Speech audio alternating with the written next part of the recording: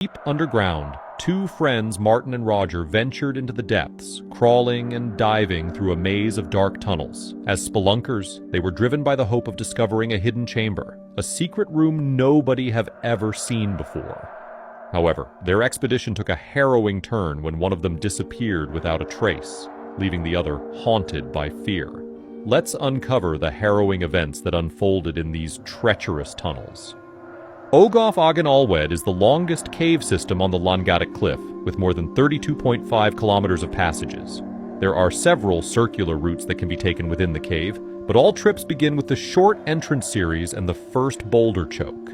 You have to crawl through the long entrance passages, but most of the cave has large stream passages that are easy to explore and don't need any special equipment.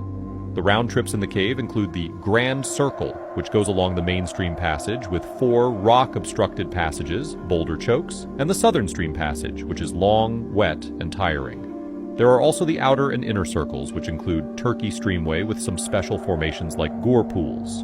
Each round trip takes more than 6 hours, and some parts of the cave can flood. The sump at the third boulder choke fills with water quickly, and in bad flood conditions, it's impossible to get through the second boulder choke and the narrow part of Turkey Streamway above Northwest Junction. Maytime and the lower mainstream also become inaccessible when it floods. Generally, Agan Alwed has few formations. The cave is important because many bats roost there. Bats are strictly protected from being disturbed by the Wildlife and Countryside Act 1981, the Habitat Regulations 1994, and the EC Habitats Directive. It is a criminal offense to deliberately or recklessly disturb bats, so cavers should be careful not to cause any disturbance. Originally, people entered the cave through the Agan Alwed entrance, but now there is a gated entrance through Ogof Gom. This new entrance avoids a difficult, narrow section, which is now blocked by a pillar.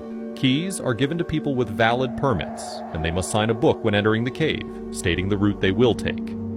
Using carbide lamps is not allowed in the cave. Additional permits are needed for camping inside, doing blasting work, or conducting research.